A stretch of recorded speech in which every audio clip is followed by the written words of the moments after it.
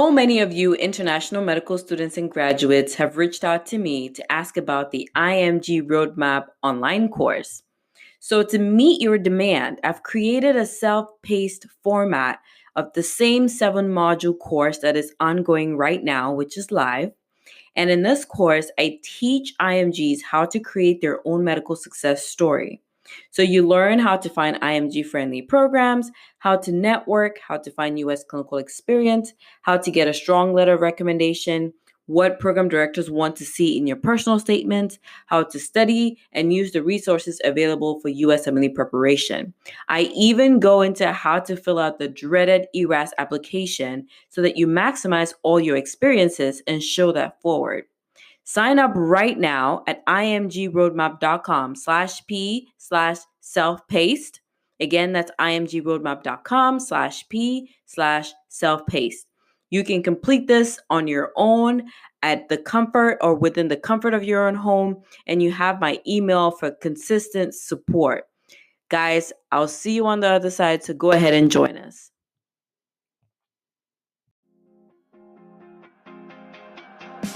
The IMG Roadmap is the only podcast dedicated to coaching international medical graduates in success blueprints for this unique pathway. I am Dr. Nina Loom, your host, a previous IMG turned hospital medicine physician, healthcare administrator, speaker, and coach.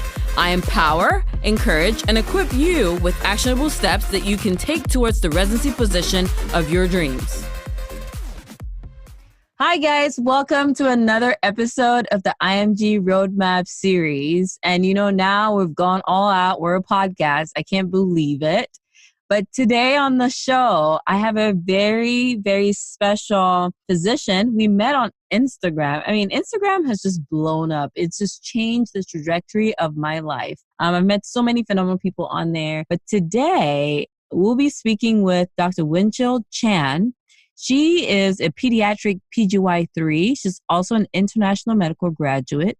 And she has something really special about her, which first drew me to her, is her journey with dealing with the serious condition through training. So I don't want to talk for her. I want her to tell us the things that make her spark and what makes her an IMG. And maybe just tell us about yourself, Dr. Chan. Hello. So happy to be on here and join the IMG fam and talk about all my journey. So as mentioned, I am a PGY3 currently. I'm finishing up my last year of pediatric training in Flint, Michigan. I actually am a Canadian. However, I was born in Canada, raised in Canada, and then I went to the Caribbean for med school.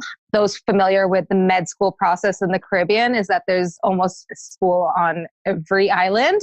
But I went to a tiny little island called Saba University. It's the shortest runway in the Caribbean or in the world, actually. And it's known for its scuba diving. And primarily the school is what really runs the school. I went there in 2012 now, which seems really recent. But Facebook told me the other day that it was almost 7 to 8 years ago. Which was scary to realize. But that's what brought me to become an IMG. Decided to pursue medicine outside of my home country, which by definition makes me an international medical graduate, especially in the eyes of the US system. Wow, that's such an impressive story. I've always heard about the Saba runway, and I've never traveled to Saba, but I know I'll be terrified, like flying into the island on a very short runway. Yeah, you definitely have to YouTube it. And anybody who's listening definitely has to YouTube it. You basically attack the island wall. You have to be a very trained pilot to take this flight and to do it. But it's the shortest runway. You basically fall off the cliff prior to taking off. It's a deep breath every single time, but it made the trip shorter than I think it was like a 3-hour boat ride, which a lot of people ended up very sick afterwards. So I saved myself from that experience. Right. Right, right. Yeah. Yeah, thanks so much. So I know one thing that's unique about being a Canadian is, I guess I would say unique in light of other IMGs, and is something that maybe ties us together as being a Canadian, you are considered an international medical graduate, and you're actually considered a non-US international medical graduate, which can sometimes call for a visa, which I Yeah. had the same issue as a Cameroonian citizen. So can you tell us a little bit about that? Yeah, definitely. So that definitely plays a huge part in the IMG process. Basically, I was on a B1 and a B2 visa while I was in medical school. So going to the island, I think it was a B1. And then when I'm in rotations around the United States in the third and fourth year, you transition to a B2. So basically, this is a student visa. You can't make money off it, and you have to renew it every 3 or 4 months, if I remember correctly. And then when you go into residency, you have to find a program that is also willing to J1 sponsor you. So that actually changes some of your perspective match places. You have to filter that along as you go. And you have to make sure that the places are A, IMG friendly, and B, places that actually do sponsor visas, because it takes extra money and time and effort from the program to be able to do that paperwork for you. And they do that yearly for every resident. It has to be renewed every year. So that plays a huge factor in where you're kind of looking and what places are open to you as an IMG. Right. So that was actually one of the questions, because guys, what you may not know is today on Instagram, Dr. Chan actually put up a post in her stories asking for questions regarding the whole IMG process. And so some people actually sent her questions and we're answering them throughout this podcast. So that was actually a question from can.premed. And she wanted to know, as a Canadian and Canadian medical student, whether that was going to be a limiting factor for her when it came to residency. And so, I think that's what you just spoke to. Yeah, I wouldn't say necessarily a huge limiting factor, because there is thankfully more spots opening up for IMGs as the years go by. Lots more programs are willing to do that, but it is something that you have to be aware of. I definitely looked at rosters, because a lot of programs, they may say it on their page saying that they do accept it. But when you look at their roster in the last few years, the things that I found most important was actually looking through the names and looking from what schools they're from. And if you're seeing that for the last 3 years, basically a whole round of residents hasn't had any international graduates, it's very, very daunting and slim that they would necessarily take you on. And that's nothing against you necessarily. That's just the way that their system has been run, but definitely something that I considered. I still put my name out there and thought that it was worth it because they were so open to the idea, but to not necessarily put all your eggs in that basket, because you have to be open to the idea that they're not going to interview you because they just haven't done it in the past. Right, right. And that was something I did as well as a non-US IMG, was to go by every program's website that I was interested in. I looked at the current residents and I looked at where they were from, what medical school they graduated from, and it gave me a certain level of comfort to know that if they had sponsored a J1 candidate before, which is the student exchange visa, or an H1B, which is the work visa in the past, they were more likely to have the experience to sponsor mine. So that's a really good way to filter through, especially for non-US IMGs.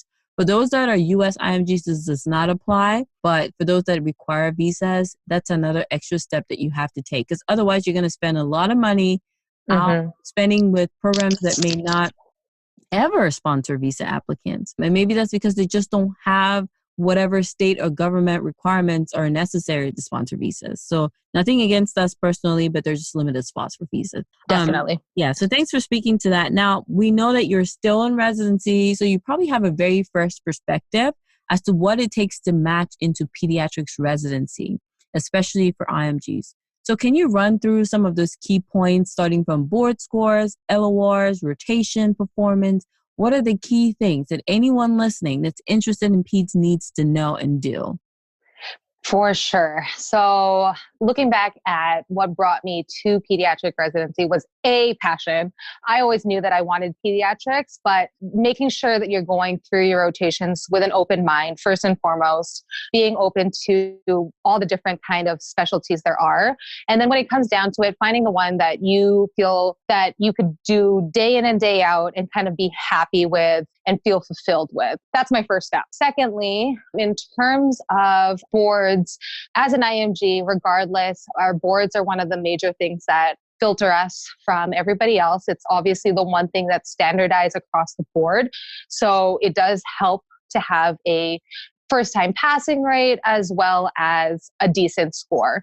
What a decent score is nowadays, it's probably different from what it was for me even 5-6 years ago now, but definitely above what the going average is what I would say. Going into my pediatric boards, my first step one, I took in, I forget what year now, but it was a 229 and not a super, super high score, but higher than some of the average scores.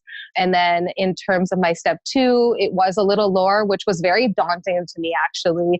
It was a 225. And I felt very worried at that time because I was told as an IMG, you definitely want to be making the same score as your step one or higher. So that did worry me. But I think the thing that really set me apart was my rotations and my letters of recommendation. My rotations, I definitely tried to focus on having some extra peds in there, which are kind of hard to come by. So definitely I made sure that as I was progressing through my third year, I was looking out for opportunities and keeping in touch with my program in terms of letting me know which spots were open and what kind of peds electives they had, which again, you have to be very vocal about, especially a Caribbean med student kind of faculty. Some schools aren't as able to set you up with electives, and you have to be very opportune on yourself and bring those opportunities to yourself. So I did a peds ED elective as well as a peds sub internship. I utilized a fellow Caribbean friend that I met along the way who was interested in peds, but happened to be a US IMG. So she had some extra connections in the Florida area. And I utilized her to tell me which kind of places were willing to have some sub internships for an IMG. So making those connections along the way are super important as well. And then because of those rotations, as well as my core rotation, I believe that I had really strong letters of recommendations that basically said that I was in love with pediatrics and that I really put myself forward into all kinds of aspects of pediatrics, outpatient as well as inpatient. My core rotation was in an outpatient. My sub-internship was on the floors in an inpatient setting, and then added the ED elective. So having those different perspectives from all aspects of pediatrics, I think really set me apart in terms of my application, even though my score, although higher, wasn't the highest. So I think that's what definitely put my application and my impression on everybody. Right, right. Thank you so much for sharing that much detail with us. Actually, that was one of the questions that someone had sent in or something similar. Aqua_Paris said, what if we don't have the best board scores or have multiple attempts? How can we stand out? So yeah, exactly. I mean, board scores, like I said, there's still a way of filtering us out. And unfortunately, sometimes programs already put that as their filter, just the way that they put no visas. That's just something that's built into some of their filter mechanisms. So depending on what they put their filter score in, and it's very hard to tell what some programs do put it as. But from when I was applying, my understanding was that it was most places were a 220. So I at least aimed to be above that for my scores so that I could get through the general filtering system. But I'm not quite sure in terms of multiple attempts and how that filters out, unfortunately. I'm not sure if you have more experience with that, Dr. Lum. Yeah, I just have usually when you have multiple attempts, most programs don't like that by default. Doesn't mean that, you will never match, because I know physicians in practice right now that had multiple attempts on their board and they're thriving just fine, in clinical practice and have not had issues regarding that, particularly because they either did extremely better the second time around as far as their scores on the repeat test. And then subsequently, whether that's with step 2, they continue to excel. And then in addition to that, just like you said, networking, connecting with other physicians in hospitals, particularly academic centers where you can get some strong advocates and letter writers that can speak on your behalf as far as your work ethic and your passion. I think those are the things that one can do to improve the application. Some people necessarily consider research as well, but research is not a general requirement for every specialty. Of course, it always looks good, but beyond that, your clinical experiences can make a big difference too. So another question, this is more so from the questions from your Instagram stories. And it relates to the gap year. So there's two separate questions, but basically one person is asking how long is too long to take your step one? And then the other person asked about having a gap between their second and their third year due to financial reasons. Do you think that that's a red flag? So I had a little bit of both in terms of an answer. So first and foremost, I was a little bit delayed in terms of my road to MD. So when I finished off the island, with most Caribbean schools, I think have some kind of like exit exam or pre-clinical exam that makes you qualified to move on. For Saba, it was the exit exam, is what they called it. And basically it was a comp exam that needed to be done prior to taking your step one before they approved you to qualify to apply for it. And then obviously after step one is when you start clinicals. So for me, I actually failed my first two exit exams. And so that basically delayed me a whole year before getting to start clinicals compared to my class. At that time, obviously I thought the worst case scenario, which was I'm never going to get off this island. I'm never going to become a doctor and I don't deserve to become one. And like, what does this mean for my application? The list goes on terms of what kind of thoughts were going through my head at that time. But retrospectively, that also prepared me for a better step score, to be mentally prepared to take the step and to move forward with clinicals. So in terms of having a gap, although my gap was not maybe due to finances or due to other circumstances, there was a gap that I had to notify on my ERAS application because it took me 5 years versus the quoted 4 years for med school. And so there was that question on why is it a little bit longer than everybody else's? So I did address that and I addressed it head first. And I made sure that I stated not only on my application, but in my what's that word I'm looking for? Application where I stated what my intents were and everything, that this happened to me and what made it better for me and why it actually made me a stronger applicant and a stronger doctor. And so my best advice for any kind of gap or any kind of hardship along your way is to really reflect and kind of see what actually became of that. Are you smarter in your test taking because of that? Are you able to face hardships better because of that? And if you truly can say that all those things kind of came from whatever that gap year or a failed test or whatever it may be, utilize that and utilize that as a strength and an asset to what the residency can utilize that for you.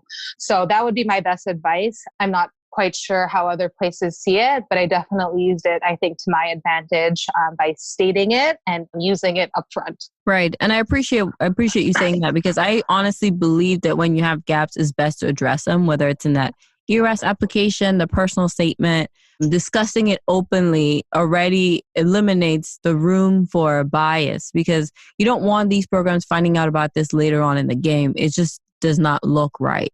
But once you can take a good lesson from it and show how it's made you a better doctor or how it will make you a better doctor, that's really what programs are looking for. Because at the end of the day, you can take something that was a weakness, like just like you did, you changed it into a strength. And then you created your own story out of it as opposed to allowing programs to determine your worth based on that. Yeah, definitely. Yeah, I think that's really important. Thanks for saying that. Now, another thing I was going to say, and this is actually based on a question from another person, FERGR 96. And this person's asking about letters of recommendations. They only have one letter of recommendation from a U.S. physician, and they're wondering whether that would affect them when they apply. So can you touch on the topic of LORs for PEDS applicants? Yeah. So for me, my letter of recommendations, I definitely did try to focus on a couple pediatric ones, but I also made sure that the people I was asking, regardless of their specialty, were people that I had a true connection with. The last thing you want is to have a letter that's really generic, that kind of doesn't have anything specific about you and, could be written by anybody. So regardless of what specialty, I had one even from my first rotation, I think, in psych. I just got really I worked really well with that doctor at that time. And I remember just really bonding with her really well. And because it was my first rotation, not only was I super eager, but like everything just kind of worked together in that rotation. And I asked her right off the bat to potentially write for me 2 years down the road. And I kept that contact throughout those 2 years, even though I had no ERS number, but she kept me in mind. And I still asked her for one down the line because retrospectively looking at all the other doctors, she was somebody that I knew would be able to speak on my behalf really well. And then along the way, yes, I did have pediatric. I had one for my outpatient rotation, and I had one from my inpatient subspecialty pediatric. And then I believe I had one from my internal medicine, again, from the director of the residency program and medical program there, who again was a great letter writer and was able to speak on my behalf and speak about my strengths really wholeheartedly. So it was a mixture. It wasn't all peds. In terms of it being all from a US, that's just also because I went through the US curriculum here. I think if you have, again, just strong LORs that really represent who you are and your asset to the program, it's hard to say if one or two from a US program or anything would be better or worse, as long as it's really talking about who and how great you are and how you would benefit a program. I think it would not hurt. Right. Wow. Yeah. Very loaded information there. I'm sure everybody listening is just taking copious notes, they're just carried away with all this wisdom. So let's shift gears a little bit. One thing that drew me to your Instagram actually was on your profile, you have the slogan that says, aiming to balance a life in medicine. And, if I go through your photos, it's like you're always lifting, always working out. And then on top of that, I noticed that you mentioned that you're a lupus warrior. So can you walk us through that a little bit and maybe how your journey in medicine has affected any of those parts of your life? Yeah, for sure. So lupus actually is what brought me to medicine. I was diagnosed at an early age as a pediatric patient, actually. So I was diagnosed at the age of 13, and I went through the pediatric system in Canada, diagnosed again as a teenager. And so that was my first insight to how important a doctor is to somebody, and B, how important a pediatric doctor is to somebody. It really changed how I saw life and how I saw life with a chronic illness. I never saw it as a hindrance, and I always wanted to be that person for somebody else. So that's what really drew me to pediatrics right off the bat, on top of myself. Just I connect really well with children, sometimes more than adults, but that is what kind of pieced all that together. So throughout high school and going through that, I was on prednisone, and I was weaned off that throughout the years, but I continued to pursue medicine, and I was always into sports, and I was on basketball teams, volleyball teams. And I always found that fitness and exercise was super important in my life. Even though lupus is known to tire you out tremendously, it invigorated me to exercise in any way, in any shape or form. I took on yoga, I took on spin classes, and it also helped me feel better in terms of the weight gain that I had with prednisone along the way. So that's always just been ingrained in me. And then throughout medical school, I kind of lost a little bit of that with the endless amounts of studying and just, focusing on that and feeling almost like you couldn't balance life with medicine. There's almost this, I don't know how to describe it, kind of pressure on people to just focus on medicine and just focus on studying, because if you do anything else, you're not working hard enough. And if you were to fail, then people are judging you because you decided to balance it with, hanging out with friends or family or working out. And so along the way, I realized that this was kind of a ridiculous way to live. And then around my third and fourth years of clinicals, after being pretty unhealthy and eating out because I was moving around all over the US and everything like that, I decided to start a fitness program, and I really took it religiously. It was like a 6-day program. People on Instagram may be very familiar with it. It was the BBG program.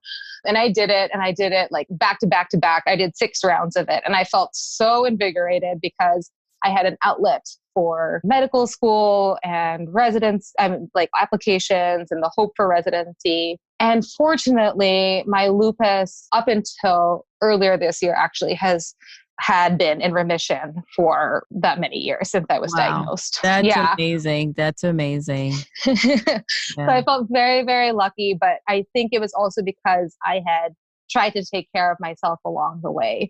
And sometimes the stress of the workload does take a toll. And so that is what kind of happened earlier this year.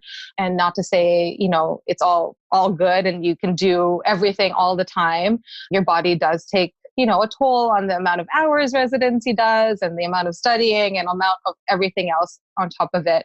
But with lupus, I feel like I've tried, especially this year, after my little bit of a setback in terms of my health, to try and listen to myself more. And that's the only thing I can really advise anybody with a chronic illness, be it lupus or any other autoimmune disease or anything else, along with pursuing medicine, is to just know that your body talks to you in very different ways. Mine was trying to tell me for quite some time that I was tiring out, but I refused to listen. So it wasn't until it finally broke down that I finally listened to it. So that's my only key advice, because everyone's chronic illness is a little bit different, but that's my key point for that. You are such a brave heart. Thank you for sharing that story. I mean, you're very right. I think I like that sentence. Your body talks to you in different ways. So listen to your body. I really like that. So before we end this episode, I want to talk about this article that you wrote for Happy Doctors. It looks like in 2017, you wrote an article for them, and it was titled Fighting the Stigma as an International Medical Graduate. Can you help any listeners today, give them some words of wisdom, words of advice to beat that stigma? Because I think that's another problem. Like we were talking about right before I got on the call, I used to be very ashamed to say I was an IMG. I tried to hide it for the longest time. Even when I went into residency, I did not talk about it unless someone asked me. And of course, I knew the faculty was aware, but I just never wanted to look like I was any less than my co-residents. So I want you to talk about that stigma, because it holds a lot of us back in different ways. And sometimes maybe it's when we're in residency. Other times it's before we get into residency. Can you touch a little bit on that? Yeah, definitely. So I believe that the stigma that comes with being an IMG can show up in various stages of the road. For me, it really showed up again around that time that my exit exam kind of kept failing me and I kept failing it. So I had to really look introspectively. I actually did therapy, and I really recommend that to anybody that's having some difficulties along the way, because it's nothing to be ashamed of, needing some extra help, needing extra voice to talk to, and having somebody from an outside perspective kind of ask some deeper questions that maybe you're having a harder time facing. For me, a part of that was facing the stigma that I had to be going to a Caribbean medical school, and then also failing a couple exams along the way. For me, it made me question if I was worthy, just the way that many people feel going to a different school and a different road to getting that MD. And I feel along the way, the biggest question that my therapist asked me was, who am I besides medicine? And who am I as a doctor and as a being? And how is that going to benefit somebody else along the way? And having that question, and I even ask myself that now, who am I besides Wyncel Chan Pediatrics? Because we can get immersed into this whole system. And so after I was able to step back, I was able to let go of the stigma, because my whole identity was that I was a Caribbean graduate and that's where I was coming from. But instead, I was looking at it after reflection that no, I wanted something so badly that I went for it. And I think that's what IMG doctors have to give to this world and have to give to the medical field, is that the passion is so deep that they're willing to go elsewhere and to jump through all the hoops and jump through all the visas and jump through all of the expenses and the travel and the sacrifice that comes along with it, on top of all the other, basic medical school sacrifices that there are as well. And that is something that we should never be ashamed of. And that is something that we should share with the world, because that passion is what makes us better doctors and better physicians and a whole package. Wow. Thank you so much, Dr. Chan. This was probably one of my favorite episodes that I've recorded thus far. I am really happy that you took the time out to debunk some of these ideas that we've carried on for many years. And I hope that every IMG listening really can take something home tonight with them as far as a word in season, something that they can apply into their lives and make their outcome better. So before we get off, can you tell us how we can find you on the internet? Because there's going to be some people that want to contact you, they want to follow you, they want to know what you're about. Can you tell us where to find you? Yeah. So primarily I am on Instagram. I have most of my captions are loaded there, and that is wjoy.fit.md. And sometimes I post elsewhere, but mostly it stems from there. And then I'll go from, you can find me on Instagram. Thank you so much. It was nice to have you on the show. Oh, it was my pleasure. Thank you so much.